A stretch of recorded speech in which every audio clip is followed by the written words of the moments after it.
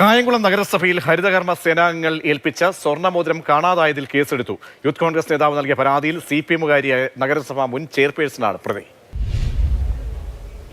കായംകുളം നഗരസഭയിലെ ഹരിതകർമ്മ സേനാംഗങ്ങൾക്ക് 2 വർഷം മുൻപാണ് പ്ലാസ്റ്റിക് മാലിന്യങ്ങളുടെ ഇടയിൽ നിന്ന് സ്വർണ്ണമോതിരം കളഞ്ഞു കിട്ടിയത്.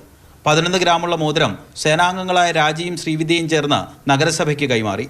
ഉടമസ്ഥരെത്തും വരെ സ്വർണ്ണമോതിരം നഗരസഭയുടെ സ്ട്രോങ് റൂമിൽ സൂക്ഷിക്കാൻ തീരുമാനിച്ചു. എന്നാൽ ലോക്കറിൽ നിന്ന് മോതിരം കാണാതായ വിവരം കഴിഞ്ഞ ഡിസംബറിൽ പുറത്തു വന്നു. നഗരസഭ ആഭ്യന്തര അന്വേഷണം നടത്തിയെങ്കിലും സ്വർണ്ണാഭരണം കണ്ടെത്താനായില്ല. തുടർന്നാണ് യൂത്ത് കോൺഗ്രസ് നേതാവ് പോലീസിൽ പരാതി നൽകിയത്. ഈ പരാതി നമ്മൾ കൊടുക്കാനുണ്ടായ പ്രധാനപ്പെട്ട കാരണം നഗരസഭയുടെ അധ്യക്ഷയുടെ കയ്യിലാണ് ഹരിതകർമ്മ സേനാ അംഗങ്ങൾക്ക് കളഞ്ഞു കിട്ടിയ സ്വർണ്ണമോതിരം ഏൽപ്പിച്ചത്. ഒരു വിശ്വാസപൂർവം ഒരു വ്യക്തിയെ ഏൽപ്പിക്കുന്ന മുതൽ ഒരു പ്രോപ്പർട്ടി അത് കൈമാറ്റം ചെയ്യുക എന്നുള്ളത് ഗുരുതരമായ ഒരു പ്രശ്നമാണ്. നഗരസഭ മുൻ അധ്യക്ഷ ശശികലയ്ക്കെതിരെ വിശ്വാസവഞ്ചന ഉൾപ്പെടെയുള്ള വകുപ്പുകളാണ് ചുമത്തിയത്. ഹരിതകർമ്മ സേനാംഗങ്ങളുടെയും നഗരസഭാ ജീവനക്കാരുടെയും മൊഴിയെടുത്തു.